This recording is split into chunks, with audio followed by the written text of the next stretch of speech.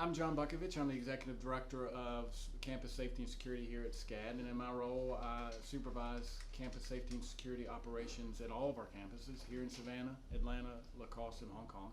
I also manage our emergency management functions and the transportation functions in Atlanta and Savannah. So how we do safety and security here at SCAD is we use a multi-layered approach.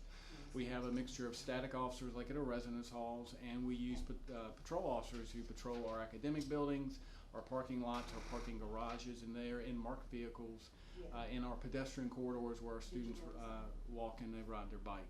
Those officers are supported by our officers here in the command center.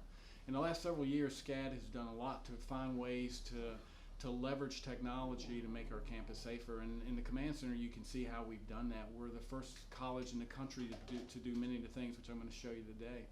We have over 600 cameras here at SCAD Savannah. We have about 250 at SCAD Atlanta.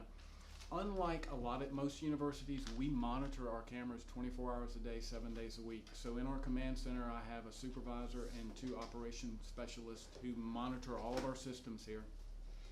So obviously they can't look at all 600 cameras at one time.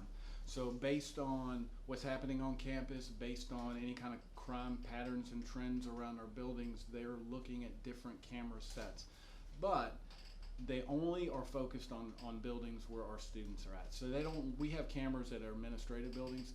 They're not watching our administrative buildings. They're watching at night, especially at night. They're watching our academic buildings.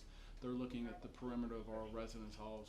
They're looking at the buildings where our students are in. About 2 years ago, we started really looking at our entire security program, not just using technology, but really looking at how we do security here at SCAD. And one of the major changes we made was going from that static model to where there was a security officer at every door to a more patrol-based model. We put marked SCAD security vehicles around our buildings, which have created a much more higher presence of security around our buildings, because they're out in these patrol cars and they have yellow lights so they can light up a building, have spotlights, they can light up the squares and the pedestrian corridors, and we often ask them to do that. If there's a crime pattern or trend that's increasing in a certain area near one of our buildings, at night they'll light up the squares around the building, places where students will walk. So having that patrol-based model gives us much more flexibility.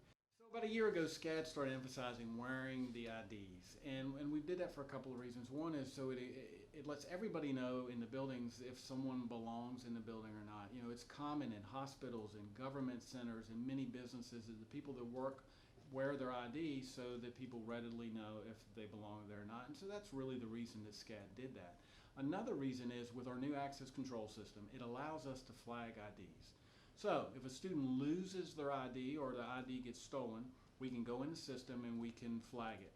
If someone attempts to use that ID at one of our buildings, the operations specialist will see on our screen there the name of the person who has the ID will turn red.